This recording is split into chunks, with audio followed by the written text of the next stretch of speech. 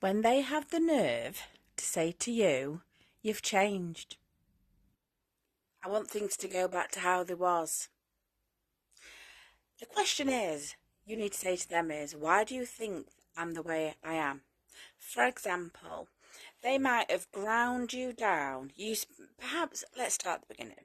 So perhaps you were fun-loving, up for a laugh, very bubbly, very joyful, and now you are shadow of what you once was. So you're very quiet, you're very on edge, you're very flinchy, you're very withdrawn. That'll be because they have ground you down emotionally that much that you feel absolutely worthless, that nobody's interested in anything that you've got to say, hence why you're like that. Or it may be you used to be sex mad when we first got together, now I don't get any. Well, things change, don't they? A woman's body changes after they've gave birth or they've got children. They're not going to be the number one priority now, are they? And they don't like it. You may be menopausal. There's lots of things that happens to a woman's body. But where's the support? Where's the empathy?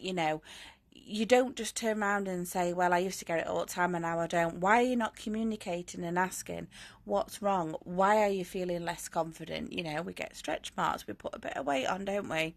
Or it may be that they've cheated on you. So you're very insecure and you want to know where they are. Well, they've done that to you. And it's all right them now moving on and they're not, you should be over it, but you're not, because as a woman, we're very insecure anyway, aren't we? We always look at other women and think, well, they're better than me. They're not, but they're better than me. They're prettier than me. They're thinner than me. And when they've cheated on you, you will compare yourself to that person. And all you'll do is you'll be insecure because you'll think, oh, maybe you didn't have any suspicions at all. And when they say they're nipping out to the shop or they're nipping to wherever they're going or they're going into work early, you didn't think anything of it. Now you're going to question it more, aren't you? And yes, that is going to make you a shadow of who you was, and you're putting yourself through that. You've chose to forgive them, you love them, that's fine.